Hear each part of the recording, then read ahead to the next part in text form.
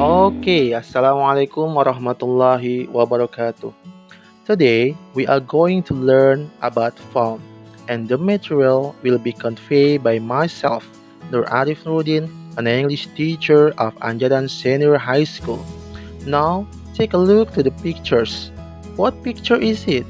Yeah, it is a deposit slip that we can find it easily in the bank. It consists of several information such as the account number, our names, branch, and also other information needed such as the amount of money and also our signature. Let's check the next picture. Aha! Did you still remember this picture? Yeah, it is a school registration form. It also contains some blank spaces which we have to fill it with our real information. So, what is form? Let's check the definition of form. Form is an important paper you have to fill out in particular occasion, such as when you send money or join to an institution, etc. And we have five characteristics of form. First of all is less to write. It means all people only write what is instructed in the space provided, and generally the space is limited. The second one is clear instructions about information to be supplied. The third one is uniformity. For special purposes, each person will fill in a similar form. The fourth is information can be re-examined later. Usually, we can find space for one's signature in a form. And the last one is simpler tasks. Forms enable people to collect and distribute data easily. To make it easier in understanding our material, I will try to explain this material in bahasa. Oke, jadi sebetulnya form itu apa sih? Form dalam bahasa Indonesia diartikan sebagai formulir, yaitu sebuah lembaran penting yang terkadang kita hanya bisa mengisinya dalam beberapa situasi tertentu. Sebagai contoh, ketika kita ingin mengirimkan uang atau ketika kita ingin join atau mendaftar ke sebuah institusi, ke sekolah misalnya. Nah, sebetulnya ada beberapa karakteristik atau ciri yang bisa kita temukan dalam sebuah formulir. Yang pertama adalah left to right.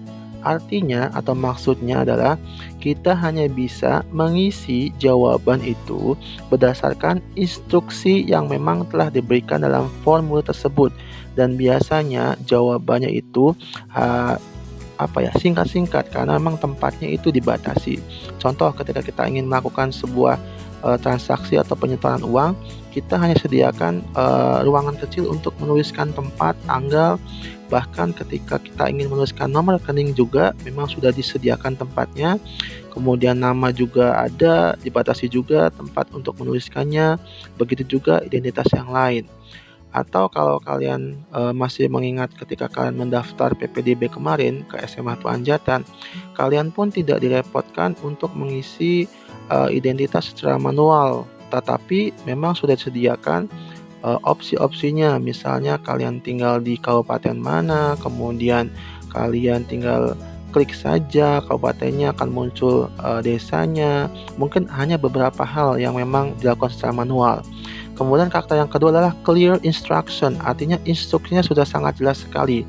Maksudnya hampir sama seperti yang pertama, di mana kalian hanya tinggal mengisi berdasarkan instruksi yang diberikan.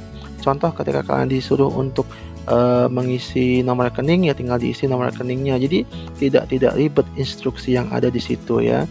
Kemudian selanjutnya yang nomor 3 adalah uniformity.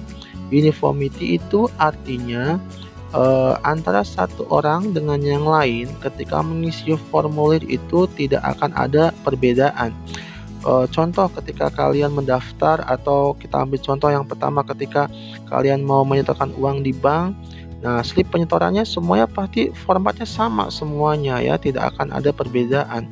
atau ketika kalian mau mendaftarkan PPDB kemarin, dari jalur apapun, nah formatnya sama ya, seperti yang sudah disediakan dalam, institusi yang menyediakannya.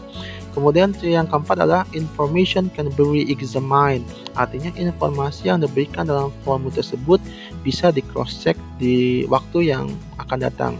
Biasanya ditandai dengan signature atau tanda tangan. Artinya data yang kita berikan itu memang bisa dicek ulang keabsahan dan kebenaran atau keakuratan dari data yang kita berikan.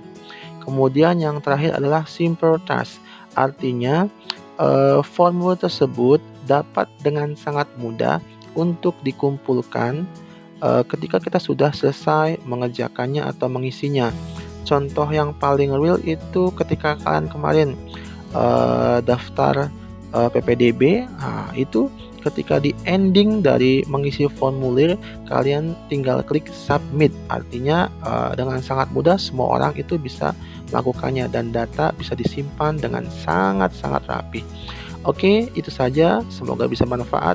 See you on the next time and billahi taufiq wal hidayah. Assalamualaikum warahmatullahi wabarakatuh.